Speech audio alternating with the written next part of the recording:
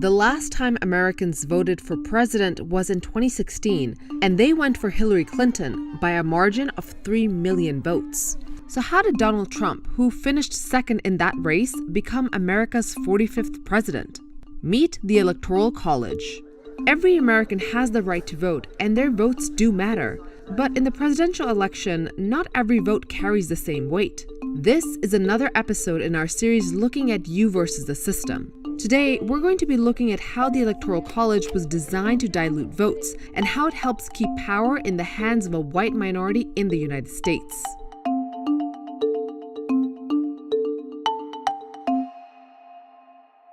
Unlike most countries that elect their leaders by some form of popular vote, the indirect vote for president makes the US a bit unique. Let's take a quick look at the breakdown. There are technically two votes for the US presidency. The first is when Americans cast their ballots either by mail or go to the polls on election day. But voters aren't actually casting ballots for a presidential candidate. They're voting for electors supplied by the candidate whose job it is to formally elect the president. It's an indirect election for the president. 50 states plus the District of Columbia are each assigned a number of electors, delegates to the Electoral College.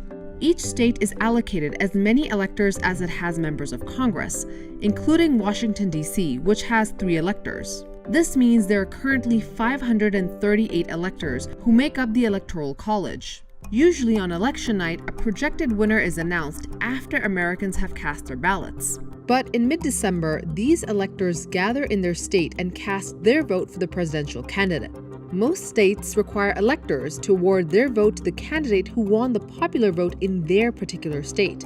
Maine and Nebraska are the only states that divide electoral votes proportionately, according to which congressional districts each candidate won.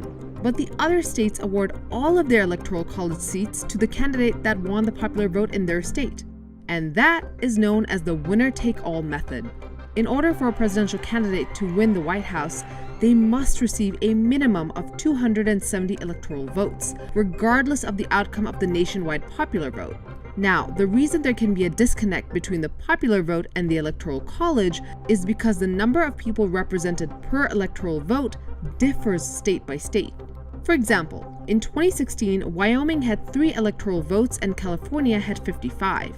But Wyoming had about 584,000 people, compared to about 39 million Californians. So even though California has a much larger population, the weight of one Electoral College vote from Wyoming carries almost 4 times the voting power than one electoral vote from California. So you can see that the possibility is there for a candidate to become president even if they lose the popular vote, as long as they win the Electoral College.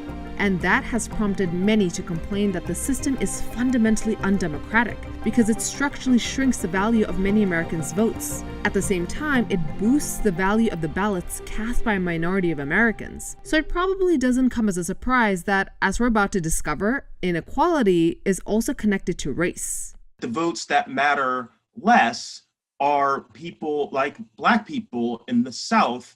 In order to better understand the problems with the Electoral College, it's important to know its origins. The Electoral College was created in the 18th century, when state delegates gathered in Philadelphia to draft and sign the Constitution. One of their key debates was over how the president should be elected. The Electoral College came about as a last-minute compromise. Wilfred Codrington III is a law professor with expertise in constitutional and election law. He says the framers of the Constitution initially rejected the idea of the Electoral College. They thought about a direct election for the president, but many of the delegates at the convention were distrustful of the masses. They thought about having Congress appoint the president, and they thought that would violate the separations of powers principle. In the end, the Electoral College and these electors became the least objectionable method for choosing a president. One thing to point out is that when the idea of the popular vote was raised, it was openly shut down because it would result in too much democracy. Now, keep in mind, the delegates drafting the Constitution were in large part white, wealthy slave owners. So, too much democracy wouldn't exactly be beneficial to their interests. People want to look at the framers as the heroes of America at all times and downplay their big faults, and slavery and racism and white supremacy being very big faults in history. But we know that the Electoral College was one of these faults. At the time, the North and South's population was almost equal, but about a third of those living in the South were enslaved and didn't have the right to vote.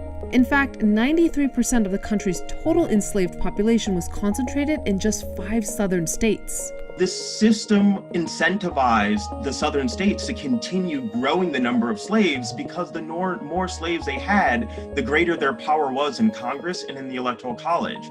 Woolford says that the preservation of slavery played a big role in how the system was designed. While enslaved people couldn't vote, 3 out of 5 would still count towards a state's population and help determine the number of members of Congress that the state got. The small states get a little boost here because they get 2 senators no matter what, and therefore their representation is going to be a little bit inflated. But the South gets a tremendous boost. That slave bonus for electoral votes for the South, it actually increases the South's representation in Congress and in the Electoral College by 42%. So, turns out the Electoral College has roots in slavery, and many arguments used to justify the existence of the Electoral College are also falling short.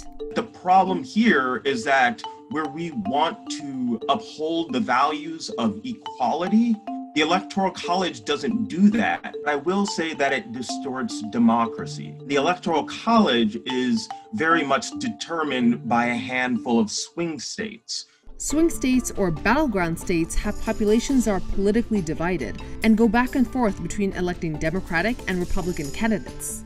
Swing states usually get the most attention from campaigns. That's why you see politicians rushing to the Iowa State Fair to eat corn dogs and fried foods. I think the best way to describe this is a little slice of heaven. 70 to 75% of the country lives in states that are reliably blue or reliably red. Therefore, presidential candidates don't campaign in those places. Instead, 90 to 95% of all the money that they spend in their campaign, the visits that they make, that's only happening in a handful of states. That's a problem because 70 to 75% of the country is sitting on the sidelines. Woolford says that voter turnout in swing states is also much higher. For example, in 2012, voter turnout in the 12 contested swing states was 16% higher compared to the rest of the country. In 2016, it was 11% higher. Now, the Electoral College may not be suppressing votes, but it sure is diluting them. The worth of your vote is based on the accident of where you live, because it makes some votes count more in the race for the presidency than others. If you live in a smaller state, your vote is worth a little more. And many of those smaller states are not reflective of the country. Critics say the Electoral College was designed to empower Southern whites, and that it continues to do just that by weakening Black votes in the South.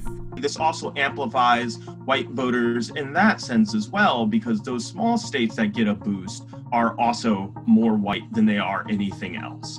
More than half of our African American population lives in the South, and they live in a bunch of states where they make up a sizable number of people.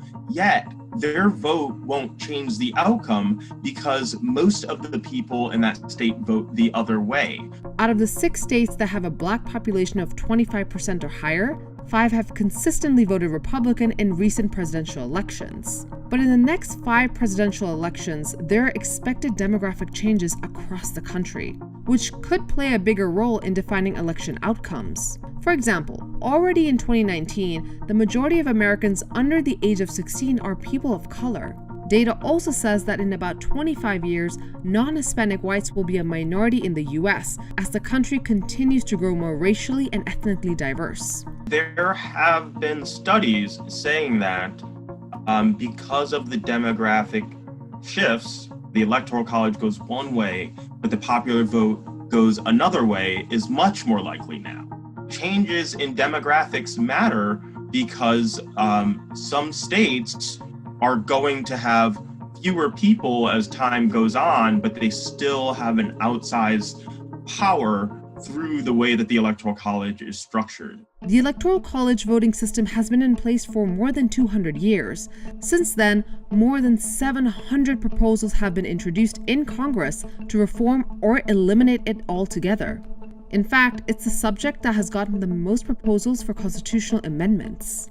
The only way you can get rid of the Electoral College is through a constitutional amendment, and that is really hard to do. It requires that you get a supermajority of Congress and a supermajority of states to agree to that. Now, the chances of that happening are, realistically speaking, not great. Just like the wealthy white men who wrote the Constitution and were hesitant about too much democracy, changes to the Electoral College today means those who benefit from it will end up with diminished power. Still, Woolford believes that the ideal would be to get rid of the Electoral College anyway. The only way to get a perfect reflection of what all Americans want is to count all Americans' votes equally, and that is a popular vote for the president. But even with the Electoral College's imperfections and disillusionment, Woolford wants to make sure voters know that their vote matters, regardless of the outcome. First, just the nature of a democracy. The popular vote is important if alone it signals how much of a mandate a president has. Second, it is theoretically possible that the presidential election can be determined outside of the swing states. Finally, and most importantly, when you vote, it's not just for president. You vote for all types of offices. Federal officers, state officers, and local officers. And winning in those offices dictates so much government policy.